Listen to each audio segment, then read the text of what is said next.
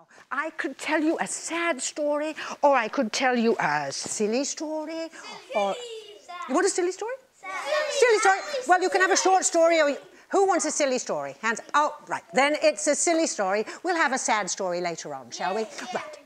Now, this is a story about a silly person. His name is Jack. Silly Jack. Silly Jack was always silly. He was silly when he was your age, and I'm afraid he was still silly when he was mine. One day his mother said to him, "Jack," because she was very old. She was a widow, and she was really rather poor. "Jack," she said, "Jack dear, I don't mind you being silly, but really the time has come for you to earn a living. You must go to work." Now, Jack had always been silly. He'd never done his reading and his writing and his sums like you. You did your math, didn't you? I heard you. But Jack didn't. So Jack couldn't get a job as a lawyer or an accountant or a doctor. He could only get a sort of silly job. He could get a clown's job, but there was no circus. He could get a... one of those things where you stand like on stage and then make silly jokes and then you get paid to stand up. Oh, you get paid to be telling silly jokes. Or stories even, yeah. It wasn't going to give him enough money. But next door, if you went down the road and turned left at the crossroads, there was a farm. He could work on a farm. So he set off. It was Monday morning, and he always whistled when he went to work. Can you whistle? Oh, very good. Do you know this tune? Good. I'll tell you what, when we get to the whistling bit, you could whistle with me, perhaps. Could you? He goes like this. Hi-ho, hi-ho, it's off to work we go. Hi-ho, hi-ho, hi-ho, hi-ho. Because although he was silly, he was always very happy. Well, the farmer said, today, your first job, your very, very, very, very, very first job will be to feed the chickens. Because in those days, you didn't have chickens in little pens like this. You had them running round, and you could feed them grain. So Jack went round feeding the chickens grain. He used to talk to them. Chickens loved him, and they laid so many eggs. The farmer was thrilled, and he gave Jack a silver dollar. Oh, because this is in Once Upon a Time when we had a real silver dollar, not a little loony like we have today. It's a real silver dollar. Jack was so thrilled. Oh, he tossed it up in the air and he caught it.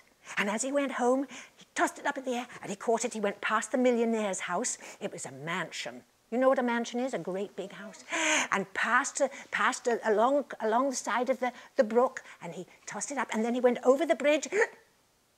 Oh, what do you think happened? He went in the water. Oh, no, cried Jack. He went to his mother, and his mother said, when he told her, because he never told a lie, he was just silly. "You silly boy, you should have put it in your pocket," she said. "Oh, I'll remember that. Next day, please, when you get your wages, put them in your pocket." "I'll remember that," said Jack. So the next day, hi-ho, hi-ho, it's off to work we go. Hi-ho, hi-ho, hi-ho, hi-ho. And the farmer saw him and said, "Oh, Jack, today I'm going to ask you to milk the cows." You see, because in those days, once upon a time, you didn't have milking machines. People would milk, that's it. You can all try. You squeeze and pull, squeeze and pull, squeeze and pull. Get the bucket between your knees. That's it, because the milk's got to go into the bucket. Ready? And there's a whole bucket full of milk. And then he did, oh no, he didn't drink it. He's an honest Jack, remember? He's only silly.